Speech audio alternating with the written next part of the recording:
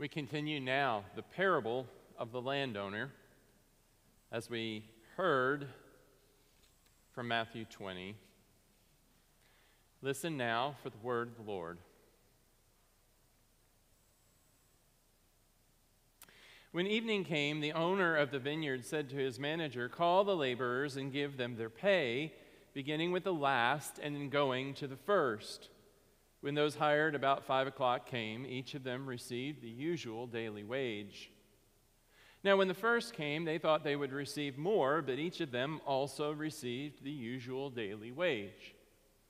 And when they received it, they grumbled against the landowner, saying, "These last worked only 1 hour, and you have made them equal to us who have borne the burden of the day and the scorching heat." But he replied to them, "Friend, I am doing you no wrong. Did you not agree with me for the usual daily wage? Take what belongs to you and go. I choose to give to this last the same as I give to you. Am I not allowed to do what I choose with what belongs to me? Or are you envious because I am generous? So the last will be first, and the first will be last." This is the word of the Lord. Thanks be to God.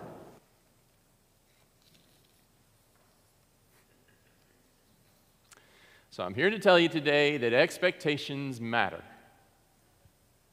Expectations matter a whole lot.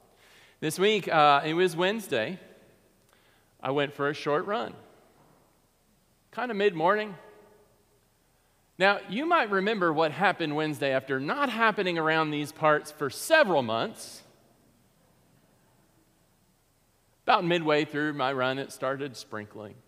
Then it started running a little harder. And before I got home, I was soaked clear through. Now, I've been rained on while running before, and sometimes it really bothers me, and sometimes it doesn't. This time it didn't bother me in the least. For one reason, we need the rain, right? We needed the rain. But two, I was expecting it. I didn't dress any differently. I just went for a run. But I knew the chances were pretty good because of the weather forecast. It was going to start raining before I made it back. Expectations matter. When we're mentally prepared for something to happen, generally, it doesn't bother us nearly as much. The opposite is also true. When we're expecting something and don't get it, yeah, you know what I'm talking about here. And the thing is, in my experience, we humans nearly almost turn to God. We humans nearly almost turn to God with an expectation. If we're honest. We turn to God with expectations. We turn to God's Word, the Bible, with expectations. And that affects how we perceive the Lord in our lives. It affects how we experience God. A funny thing happens when we approach another with an expectation. Now, there's an invitation this morning. There's an invitation in our parable, but there's also something, I think, if we're honest, that feels a little unsettling about it. We've got a landowner. He goes into the market, hires a bunch of people to work on his land. There's a lot of work to be done, and they get started. He negotiated with them for the usual daily wage. Everything's on the up and up. But a couple hours later, he goes back and he gets some more. And then a couple hours later, he gets some more. And then a couple hours later. And finally, the last work crew he brings in, they only work 1 hour before the end of the day. 1 hour. Now, he starts paying them, and he gives them all the same thing. Now, yeah, that might strike us in a funny way. It might even offend our sensibilities, but the landowner is right. Who can begrudge his generosity? Should that inspire us with wonder rather than ingratitude? Like we really deserve anything from God anyway. And if we're being honest, usually the landowner in some fashion represents God. Does God owe us anything? Ever? What bothers us here with this parable? What's unsettling about it? Well, I think it has to do with our expectations. Our expectations. First of all, think about it from this perspective. If you are one of those laborers who come into the field at the very start of the day, you've negotiated for a day's wage, but you notice by the end of the day there are more and more people there, and you notice that some of them get there at the very end of the day. You notice they get paid first. Well, okay, fine. But they get the full day's wage. You're thinking, cha-ching, right? You're expecting you're going to get paid more than that. You're expecting a really good thing here. But what happens? What happens when you're paid the same thing as those other people? Yeah, it's kind of deflating, isn't it? Yeah. Expectations matter. What you originally started the day willing to do a day's worth of work for now doesn't seem like enough. Expectations make a difference. But here's another part of this that is unsettling, that messes with another set of expectations that you and I tend to have in the world. The parable of the landowner flies in the face of the way the world works, doesn't it? It defies our expectations in a broader sense. We want rewards for higher productivity, and those who don't produce anything to not receive anything. That's the way the world works, right? We have winners and we have losers. We have those who get in on the ground floor and make a killing. The others are left out. The way that the world tends to operate. We have a gig economy. People hustle to commodify themselves, right? That's the way things tend to work. The economy that our landowner is presenting in our parable is different from the economy that we are used to. And that may upset us a little bit. I mean, who is God to change the way we handle money?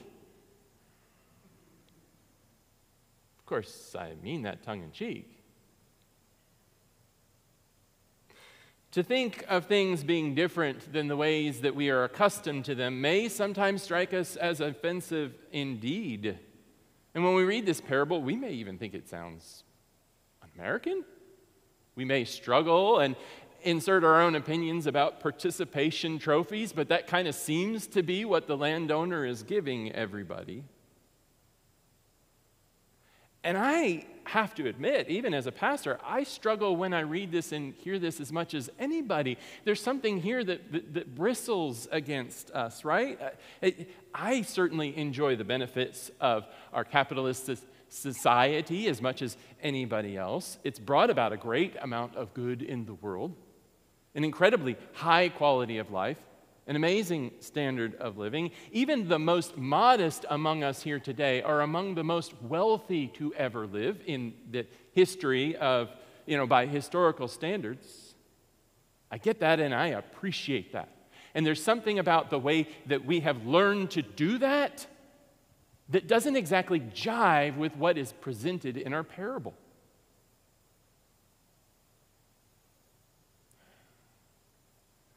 I want to say this. I don't think the parable is encouraging a certain type of worldly economy.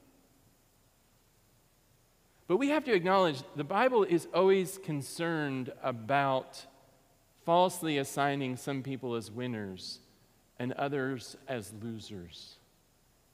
The Bible is always concerned about making an idol out of anything, that is, worshiping anything that isn't God, whether it is wealth, whether it is the means to accumulating wealth. The parable disturbs us, perhaps, And if so, that might be a call to sit with it for a little bit. To sit with it and understand what about it does bother us. Because if we let it continue to bother us, we might miss what else is in here beyond the defied expectations. Because there's something here that is amazing. There's an invitation in this parable that is so astounding, so delightful. There's an invitation here in this parable. Did you notice the parable starts with those familiar words? The kingdom of heaven is like this. Did you hear that? The kingdom of heaven is like this. And Jesus describes that for us. A place where there's a landowner who brings people in, where they're welcome, where there's good and godly work to do, where everyone has their needs met. That's how the kingdom is described. All are welcome. All are treated as worthy. All act as if they have something to contribute because they've been encouraged to feel that way. Rather than feeling like losers, rather than feeling like the left out and the lost. And all receive what they need in order to live. Yes, they work for it, and yes, they receive it. Do you see that? Now, sure, this is a parable, and again, it's disturbing for a reason. Parables were meant to disturb us so that we would ponder them, think about them, learn what Jesus is trying to open our eyes to.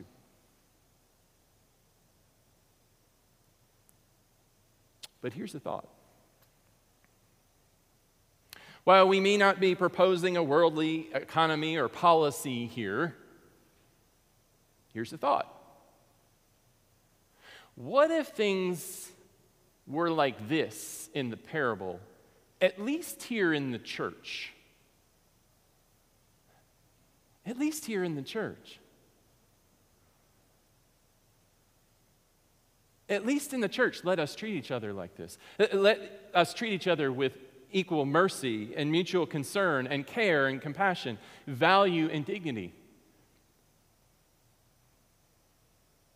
Let us care for those wounded by the casual way that the world hands out labels like winner and loser. Let us treat each person as someone who has something of value to contribute and share. Let this be a place where people don't have to compete, don't have to self-promote, don't have to hustle in a gig economy. Let this be a place where we remember that people are not commodities. They are not reduced to being the means to produce or to consume. That they are divinely and lovingly created by a gracious God who cares about them deeply and passionately. Let this be that place. Let the church always be that place. And then, when the world out there tries to encourage the church to be more like the world, let us indeed work in the opposite direction, to nudge the world to being more like the way the church works. There is a different way. We have an invitation today. An invitation. You know, our parable, it may rub us the wrong way in certain respects. But it is an invitation to let God treat us with that kind of love as well. Recently read Tom Wolfe's satire of college campus life in the 21st century called I Am Charlotte Simmons. Yes, that's Tom Wolfe, who wrote Bonfire of the Vanities, wrote a book about college life around the early 2000s, and it's so human and such a marvelous satire of our culture where people look for value in all kinds of things. And it's a little vulgar at times when it depicts modern culture, but there's a lot to it that we can relate We look for value for ourselves, for a name for ourselves, to be associated with the winners in so many different ways. Most of them ring hollow. There is a different way. We have an invitation. We have an invitation into a kingdom.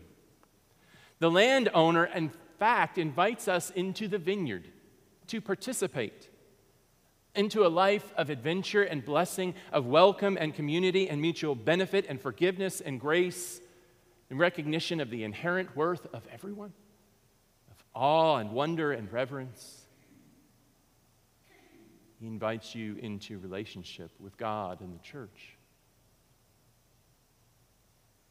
And it doesn't matter if this is the beginning of your day or the last hour of your days. The invitation is there for you.